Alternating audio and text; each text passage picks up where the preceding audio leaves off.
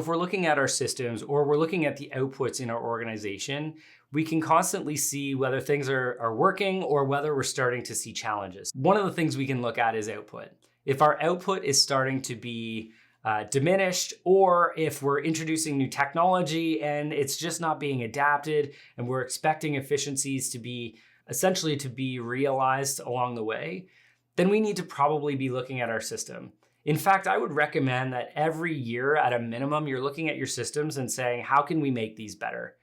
In fact, in our organization, we have a chief innovation officer whose intent is really to look at a lot of these systems within our organization and find ways to improve it. So how do we use technology? How do we use resources better?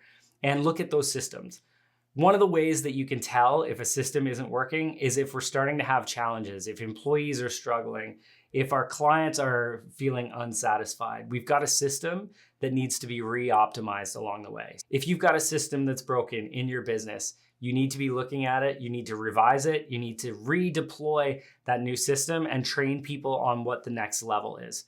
As a business owner, I would highly recommend that our systems and our procedures are not set it and forget it. We need to be reviewing them, I would say at least annually, to see how we can improve it and update it. And honestly, I bet you the process and the procedure has already been updated. It just hasn't been documented. So let's document it and let's make sure that it's very scalable when we bring in the next level of team.